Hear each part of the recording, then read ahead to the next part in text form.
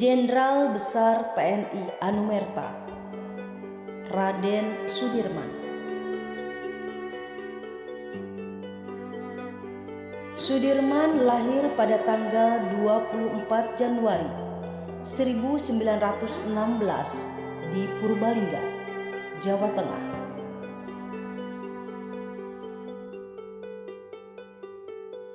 Meninggal pada tanggal 29 Januari 1950 di Magelang, Jawa Tengah. Sudirman adalah seorang perwira tinggi Indonesia pada masa Revolusi Nasional Indonesia. Sebagai Panglima Besar Tentara Nasional Indonesia pertama, ia adalah sosok yang dihormati di Indonesia.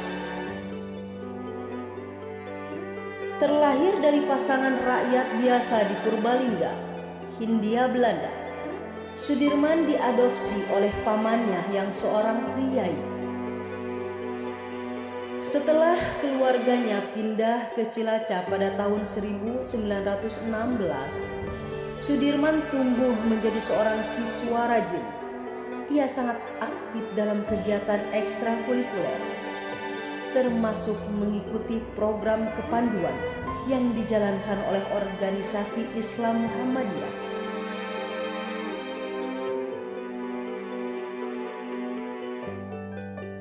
Saat di sekolah menengah, Sudirman mulai menunjukkan kemampuannya dalam memimpin dan berorganisasi. Sudirman sangat dihormati oleh masyarakat karena ketaatannya pada Islam.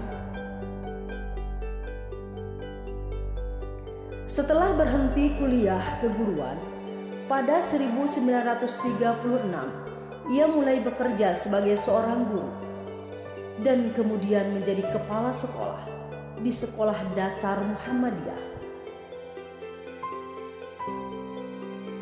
Ia juga aktif dalam kegiatan Muhammadiyah lainnya dan menjadi pemimpin kelompok pemuda Muhammadiyah pada tahun 1937.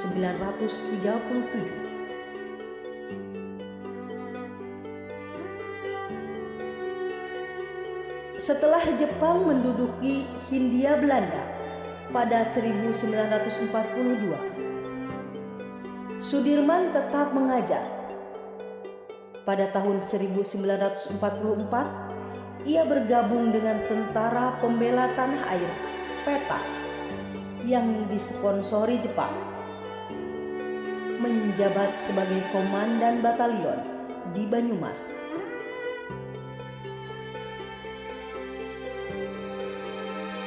Selama menjabat, Sudirman bersama rekannya sesama prajurit melakukan pemberontakan hingga kemudian diasingkan ke Bogor.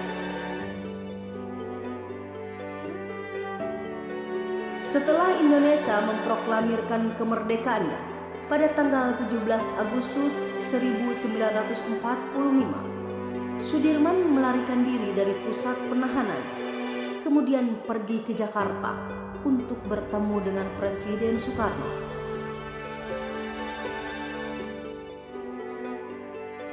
Sudirman ditugaskan untuk mengawasi proses penyerahan diri tentara Jepang di Banyumas yang dilakukannya setelah mendirikan divisi lokal Badan Keamanan Rakyat. Pasukannya lalu dijadikan bagian dari Divisi 5 pada 20 Oktober oleh Panglima Sementara Urip Sumoharjo. Dan Sudirman bertanggung jawab atas divisi tersebut.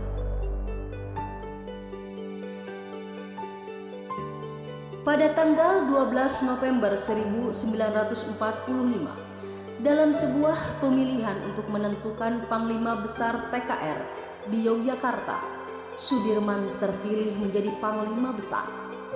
Sedangkan Urip, yang telah aktif di militer sebelum Sudirman lahir, menjadi Kepala Staf.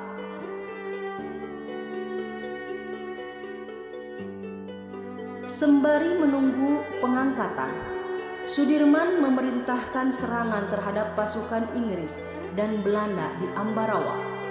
Pertempuran ini dan penarikan diri tentara Inggris menyebabkan semakin kuatnya dukungan rakyat terhadap Sudirman, dan ia akhirnya diangkat sebagai Panglima Besar pada tanggal 18 Desember.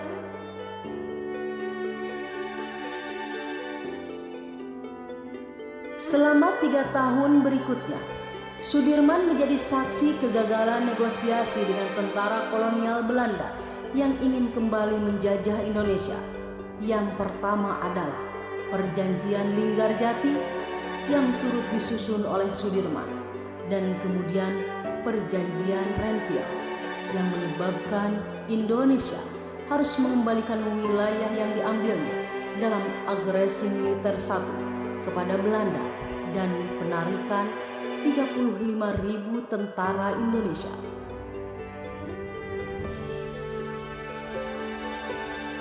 Ia juga menghadapi pemberontakan dari dalam, termasuk upaya kudeta pada 1948.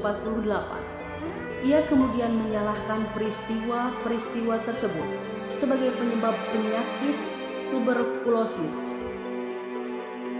Karena infeksi tersebut, paru-paru kanannya dikempeskan pada bulan November 1948. Pada tanggal 19 Desember 1948, beberapa hari setelah Sudirman keluar dari rumah sakit, Belanda melancarkan agresi militer 2 untuk menduduki Yogyakarta. Pada saat pemimpin politik berlindung di Keraton Sultan, Sudirman beserta sekelompok kecil tentara dan dokter pribadinya melakukan perjalanan ke arah selatan dan memulai perlawanan gerilya selama 7 bulan.